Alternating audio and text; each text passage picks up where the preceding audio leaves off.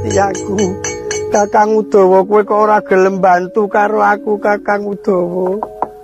Bantu kepripun lah kula niku malah gulung-gulung ditutuk watu cengel kula. Duh kresna ora kajen. Kula niki nek mikir sampeyan pelang niki wau janjane mesakake. Lah apa kono ki ilang ngerti nek sampeyan niku tiyang sedih apa ki? Wong klesno gadungan sing dadi betali dulu kok kelingan kok elek. Iya. Aku dicandak cek. Terus aku dibrujul. Lah niku kan brujul-brujul kene sing kasihan.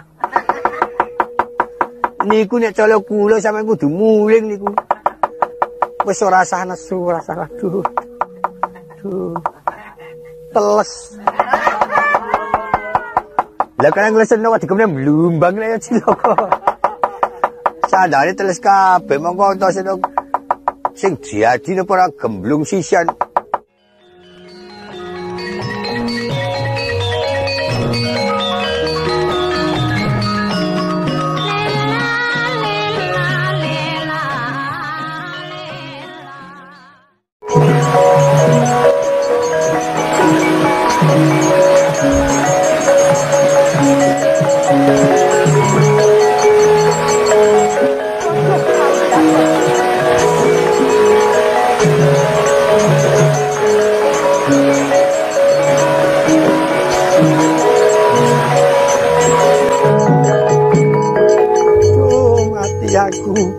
Kakang Udawa kowe kok ora gelem bantu karo aku Kakang Udawa.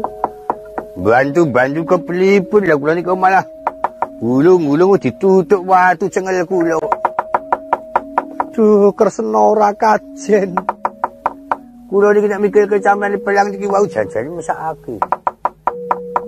Lah apa kono ki ilang ngerti nek sampeyan niku tiyang sedih apa ki? Wong klesno gadungan sing dadi betali dulu kok kelingan kok elek. Iya. Aku dicandak cek. Terus aku dibrujul. Lah niku kan brujul-brujul kene sing kasihan. Niku nek cala kula sampeyan kudu muling niku. Wis ora sah nesu, ora sah duh. Teles. Lah kan ngleseno wae dikemne mlumbang lek cilaka. Sadare teles kabeh mongko entoseno sing diadi napa ora gemblung sisan. Iya. Ketoke mengkas-mengkis kaya ngono. Wujude ning mempenge lajiam. Iya aku wis mangerti yen iki masa jatine Sedewa karo Antasena ingkang ngrigodha lakune awake dhewe. Tandha yen awake dhewe kedengangan dening para kadang Pandhawa. Niki nek dibacutake iso cilaka malih sampean. Ya wis aja dibacutke. Nyimpang dalan. Yen to bakal nganake peperangan, mbok menawa wis ana kedadian Sembadra Sri Kandi tak boyong. Gede-gede bisa nugel gule Janaka. Aku ora bakal mingkuh sapa wae sing ngadepake karo aku. Lah lek ngoten. Wis karep ben nyimpang dalan. Aja nganti ketara nlusup sakjroning alas kene.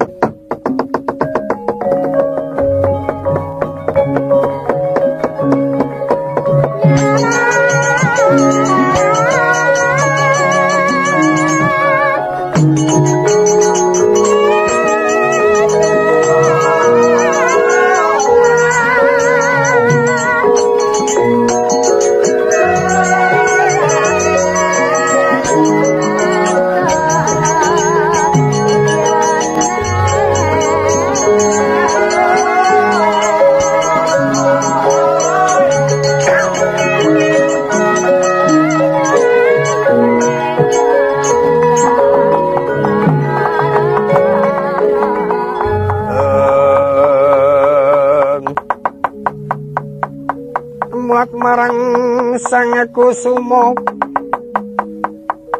duk manjing isuraning ngaloka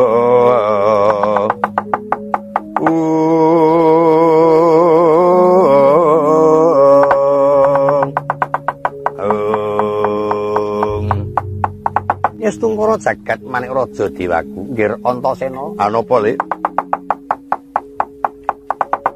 kaya dheweke rumangsa yen kaweleh kedengangan lelakone.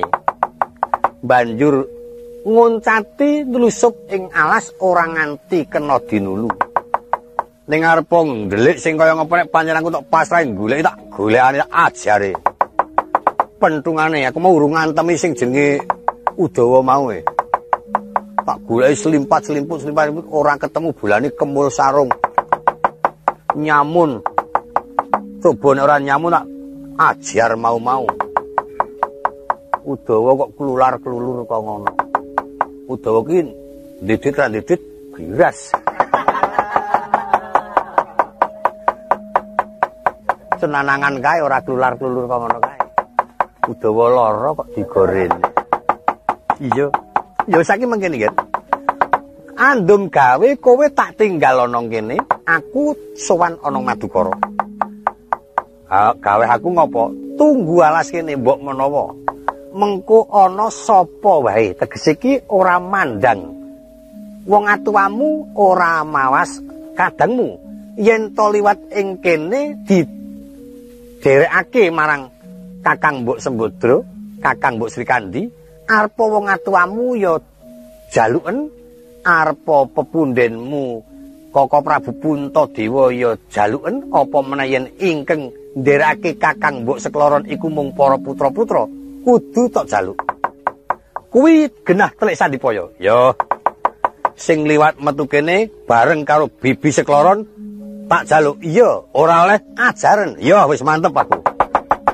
Wis kono nderekke sugeng aku tak tunggu kene. Aku kepengin ngerti kaya ngopo wujude telik Sandipaya sing wani ngriwuk kempul bebarung sinang. Kempul kok dadi riwuk. Sing ati-ati ya, Ngger. Pangestoni wae ya, iya.